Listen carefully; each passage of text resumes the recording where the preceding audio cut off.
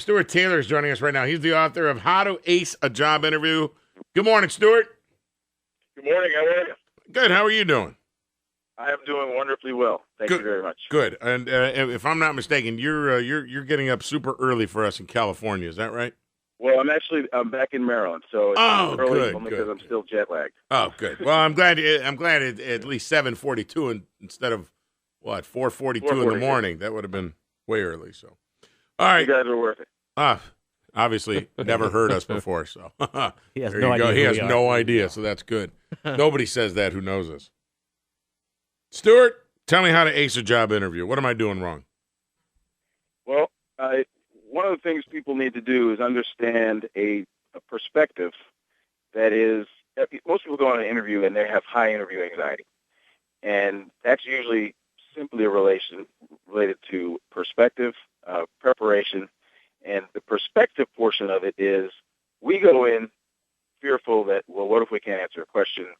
What if I don't get the job? What if? We never stop and think that the person on the other side of the desk, despite the fact that they don't look at all anxious or at all fearful, is interviewing you from a position of fear. And what does that mean? That means if I'm an employer and I bring someone into my company, I have a lot at stake. If I bring in the wrong person, it could affect promotions, it could affect raises, it could affect my job, my livelihood. And therefore, and I've got all these people telling me the same thing on the other side of that, saying, hey, I'll be great for the company, I'll be perfect for this. And I have to make the right choice.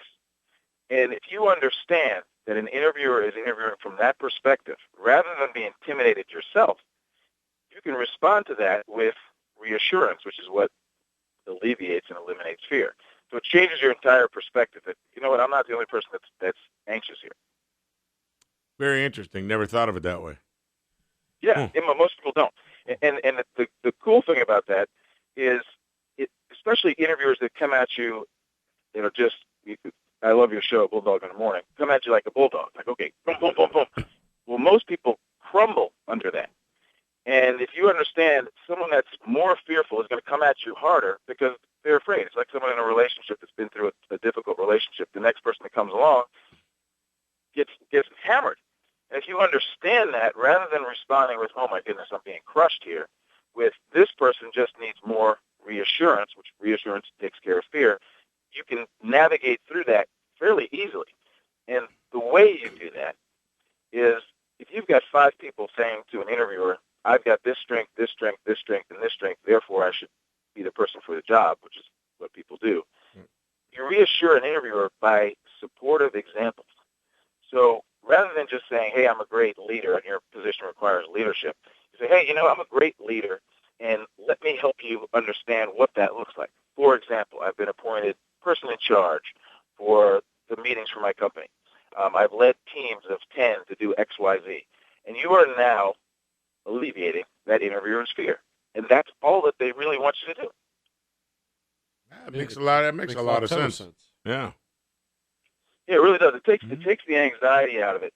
And there's another perspective that's really helpful, really simple, is if you think of interviewing, rather than an interview, think of it in terms of a date.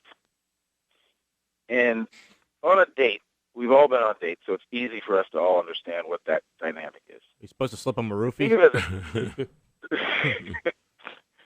Think of it as everything but the romance. So the dynamic between the interviewer and the interviewee is virtually identical to that of 2 people dating with the intention of marriage or a long-term commitment. Because the company is saying, I want you to marry into my company. So there's a lot at stake. If you understand that dynamic and apply it, one, you'll understand, oh, I see how it's important to have common goals. I see how it's important to simple things like to have good eye contact. Because could you imagine if you're at a date and you're sitting at the table and every time you look up, your date's looking someplace else? Well, you wouldn't feel like they were focused on you.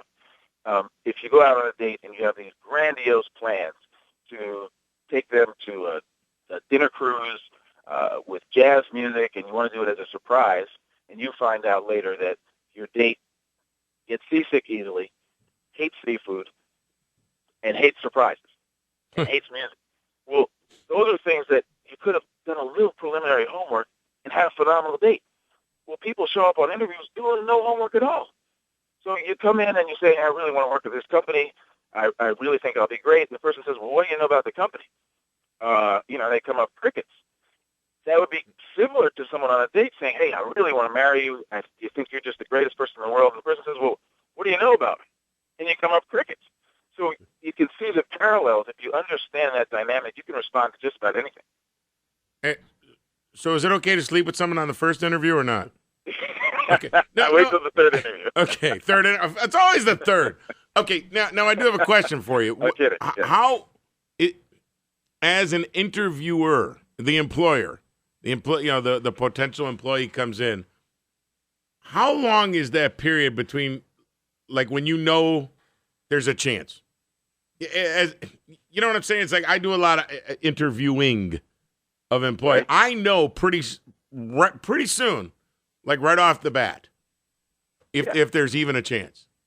It's one of these weird things. Is that common? Not common? No, I go back to the dating analogy. Okay. If someone shows up on a date within 0 seconds, you already have an impression of that person, good, bad, or indifferent. Okay. And the date. Well, but that's just the physical thing on the date. No. It's everything. Yeah. It's physical is one. So if someone shows up on an interview in a t-shirt and shorts, just like if a date shows up for a black tie event in a t-shirt and shorts, it's sending the wrong message. You didn't prepare for this. You're not even showing me that I'm important enough for you to put on a tie. Okay. So that's conveying a message. So there is absolutely the physical. Okay. But it's more than that. You've got the enthusiasm level. Let's say you show up and you see this date and they walk in and physically they're stunning. Yeah. And they walk up and they say, hey, how you doing? It's just like, okay, now you've lost it. Okay. And you've lost me. I'm no longer, I see no enthusiasm. Same thing on an interview. Yeah, I think that initial contact is so important. It is so. It absolutely is, and it starts. Yeah. It starts as soon as you click send. A lot of people think, well, the interview starts when I show up. It really doesn't. You're right. Especially with the technology age we're in. As soon as you hit send, you are subject to a Google search, internet search, Facebook check, and the person can call you at any hour of the day. So you can't just answer the phone any which way. You've got to answer it very professionally because that's your first impression. And when you walk into use a dating analogy again, if you walk into an interview and you're on your cell phone just talking about whatever in the lobby thinking no one's around, you don't know who's watching you. It'd be like you're waiting for your date and you're picking your nose, and your date's standing on the other side of the room waiting for you. Gotcha. You got to be very cognizant of what's happening instantly and start being professional. Stuart, your book is How to Ace a Job Interview. Where's the best place for folks to get the book? You can get How to Ace a Job Interview through my website, which is topperformers.com, and it's a great book. It's an easy read. It's got the key principles of dating analogy and interviewer fear, and it also breaks things down from on interview and post interview, so it's really easy and fun to get through. They can get it online, any online markets, Amazon, and it's in the bookstores, or it can be ordered through any of the bookstores. All right, your website one more time, topperformers.com, you said? Yeah, topperformers.com. Okay. And I just signed up for Twitter. Okay. I get into the modern age, so if anyone wants to be the first followers of Twitter, my hang name or hanger name, I got to get all these handles, I think is what you call it these days, is Get the Job 123. Okay, see, Coach is going to stalk you right now. We'll be your first. Stuart, thanks, man. I appreciate it. Good advice on this. Thank you. Appreciate Thanks for having me on. Okay, Take care. be good. Bye-bye.